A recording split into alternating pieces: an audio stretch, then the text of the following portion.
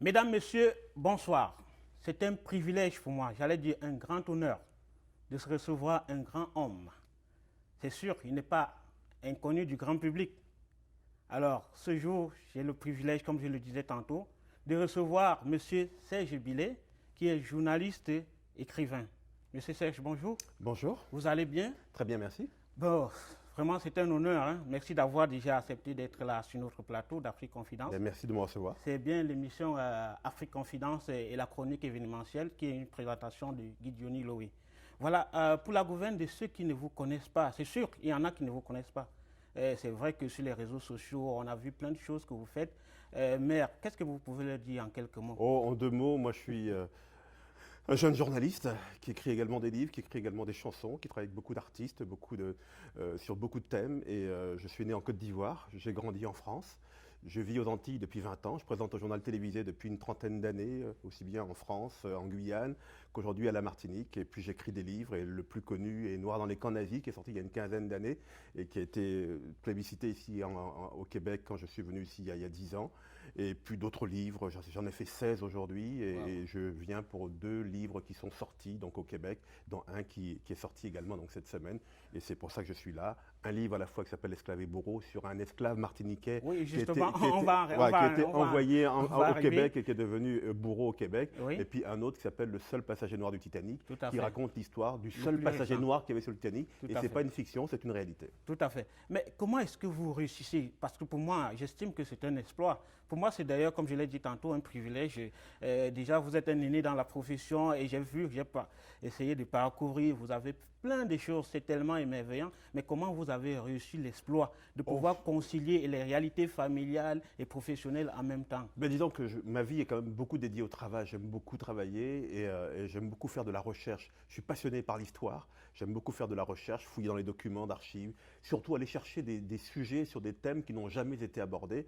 Ça demande beaucoup de travail parce que ce sont souvent des thèmes sur lesquels il y a très très peu d'archives, mais c'est une passion personnelle et notamment une passion qui se vérifie avec une recherche dans les archives au Québec. C'était le cas pour le livre sur Mathieu Léveillé, l'esclave devenu bourreau ici, une passion pour aller faire des recherches aux États-Unis, faire des recherches en Allemagne, en France. Voilà, c'est quelque chose qui me passionne et quand on est passionné, on ne trouve pas suffisamment de temps pour faire son travail.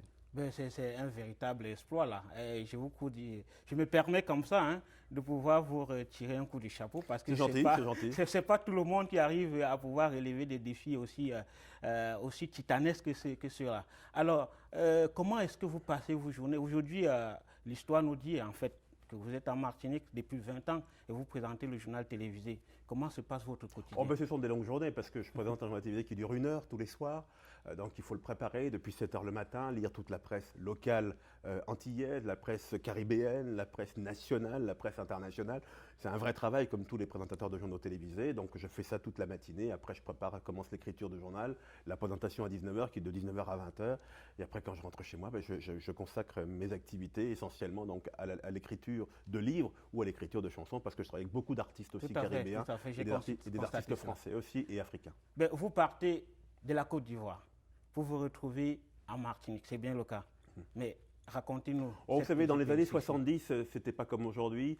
Il n'y avait pas beaucoup d'universités dans les pays africains, donc les grandes familles africaines bourgeoises prenaient leurs enfants pour les envoyer en France faire des études. Donc, moi, je suis parti à l'âge de 13 ans, c'était en 1973. Et donc, arrivé là, j'ai fait mes études dans une petite ville qui s'appelle Poitiers, dans une famille française qui m'a très bien accueilli, où j'ai grandi dans un relatif confort. Après mes études de bac, j'ai fait une maîtrise d'allemand, parce que je suis passionné par l'allemand. J'étais vivre un peu en Allemagne.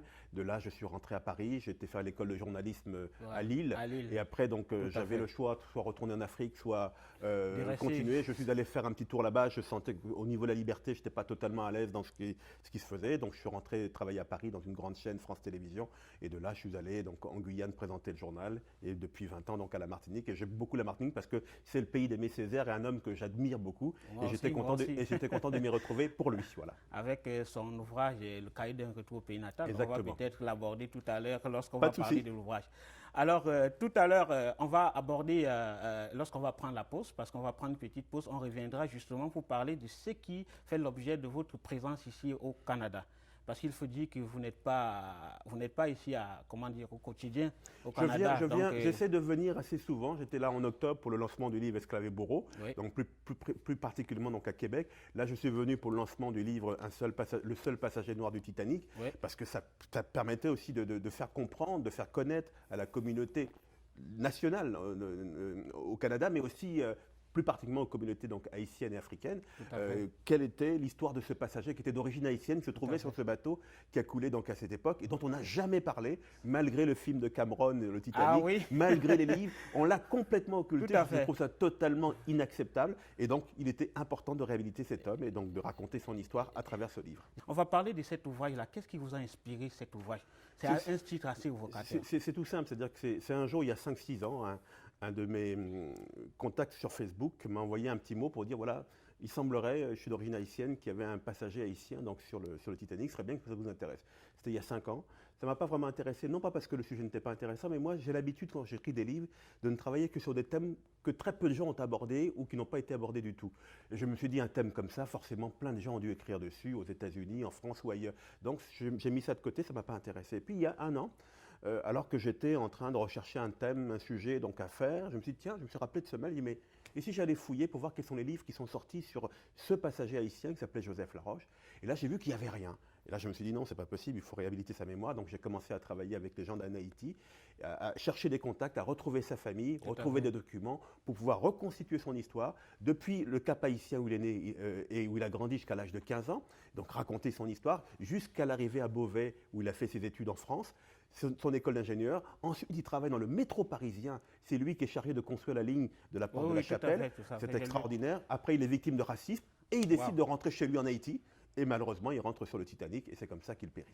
J'ai remarqué comment, en parcourant, vous avez déjà commis 16 ouvrages. Oui. En parcourant la quasi-totalité de vos ouvrages, vous parlez, il y a un thème redondant, noir. Bien sûr, parce que les mondes noirs sont les mondes les plus oubliés. Les laissés pour compte. Les laissés pour compte dans le monde d'aujourd'hui. Notre histoire, l'histoire qui concerne aussi bien les Africains, les Antillais que les autres, c'est une histoire qui est quasiment occultée ou quand elle est écrite toujours par les mêmes personnes. Donc il y a un moment donné, il faut que nous-mêmes, nous attelions à cette histoire-là pour restituer non seulement ce qui peut être connu, mais surtout ce qui ne peut pas être connu. Et moi, je ne m'intéresse qu'à ce qui n'est pas connu. Voilà, et ça m'amène un peu à penser à Aimé Césaire, dont nous avons évoqué tout à l'heure, en disant que dans son ouvrage intitulé Cahier d'un retour au pays natal, il dit « Et venant à mon pays, je dirais embrassez-moi sans crainte, car si je ne sais que parler, c'est pour vous que je parlerai.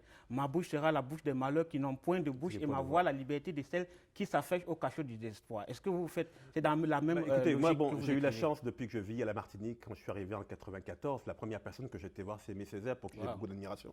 Et j'ai eu la chance surtout, au moment où il a pris sa retraite, d'être à ses côtés assez souvent, d'aller le voir très régulièrement. J'étais le seul journaliste qui, pendant toutes ces années de retraite, était à ses côtés. Et c'est d'ailleurs pour ça que je me suis permis, quelques années après sa mort, d'écrire un livre que j'ai terminé la semaine dernière sur justement cette relation que nous avions ensemble et sur ce qu'il me disait, sur ce que j'entendais, qui est un livre qui va raconter une part inédite d'Aimé Césaire, la part de Césaire quand il est à la retraite. Qu'est-ce qu'il fait, qu'est-ce qu'il voit, qu'est-ce qu'il dit. Et tout ça, c'est un livre que je souhaite justement donc partager l'année prochaine et que je viens de terminer. Et qui va raconter cette part de Césaire, cet homme admirable et que moi j'admirais. J'ai eu la chance non seulement de le côtoyer, mais la chance aussi de présenter ses obsèques quand il est décédé dans quelle époque. Et pour moi, c'était un grand honneur que m'a fait donc, la chaîne pour laquelle je travaille, que de me permettre de présenter donc, les obsèques d'Aimé Césaire. Voilà, Aimé Césaire, vous êtes son disciple? Non, je ne suis pas le disciple d'Aimé Césaire. C'est quelqu'un de trop grand pour moi. Mais je suis quelqu'un... c'est pas mauvais d'être son disciple non plus. Non, je suis quelqu'un qui entre dans sa philosophie. Cette façon de dire qu'il faut à la fois être, comme il dit, c'est pas parce que je suis le bêcheur de cette unique race... Que je m'exige bêcheur de cette unique race. Ce que je veux, c'est pour la soif universelle. C'est pour la soif universelle, c'est-à-dire qu'on s'intéresse justement à ce que nous sommes, parce que ce que nous sommes n'intéresse personne. Et donc il faut qu'on s'intéresse à cette histoire, qu'on la restitue donc à nos enfants, qu'on leur permette d'avoir justement une connaissance de cette histoire. Et je pense même aux jeunes d'origine haïtienne ou africaine qui vivent ici au Québec et qui ne savent pas forcément cette histoire, qu'on leur restitue cette histoire, mais pour être en connexion avec le monde universel. Plus on apprend à se connaître, plus on apprend à être en connexion avec tout le monde. Et notre problème aujourd'hui, c'est que justement, nous ne connaissons pas assez cette histoire qui était, à mon avis, trop généralement occultée. Voilà, vous apparaissez dans vos écrits, comme je peux me permettre de le dire, comme un écrivain engagé, contrairement aux Parnassiens.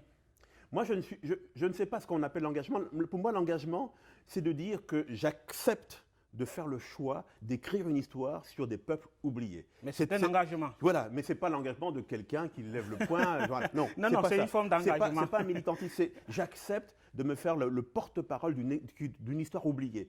Voilà, parce que je sais qu'aujourd'hui, quand on dit « il écrit sur les Noirs », non, il n'y a pas de honte. D'autres écrivent sur la réalité donc, québécoise, montréalaise, française, sur la réalité blanche, entre guillemets, sans le dire.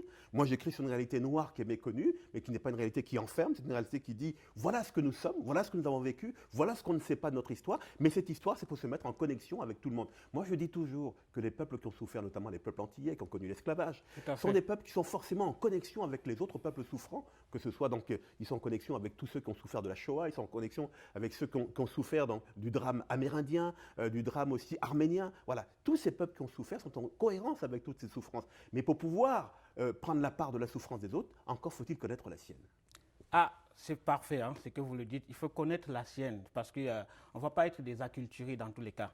On va garder son identité, rester soi-même parce que ça ne sert à rien de pouvoir peut-être s'immerger dans une imitation servile de la culture d'autrui. Exactement. Et comme il le disait, peut-être il faut adopter une attitude éclectique lorsqu'on se trouve au carrefour de l'universel. Savoir prendre peut-être ce qui est bon, mais sans oublier sa propre culture, sans se régner soi-même. Alors c'était un immense plaisir. Vraiment, le temps nous fait défaut. Mais nous espérons comme ça que peut-être on aura une autre occasion. Espérons-le. Et le temps nous fait énormément défaut, mais ça a été un très grand plaisir d'être en votre compagnie. Et voilà, et nous pensons que l'ouvrage que vous venez de commettre, on peut le retrouver même sur Amazon. Oui, sur Amazon, on peut le retrouver sur le site internet Serge Billet. Tout à fait, sergebillet-édition.com. Voilà. Donc, mesdames, messieurs, vous avez suivi avec grand intérêt comme moi, j'allais dire, monsieur Serge Billet, qui est journaliste et écrivain. Alors, ça a été un plaisir d'être en sa compagnie. Et nous vous disons bon dimanche et à dimanche prochain. D'ici là, portez-vous bien. Au revoir.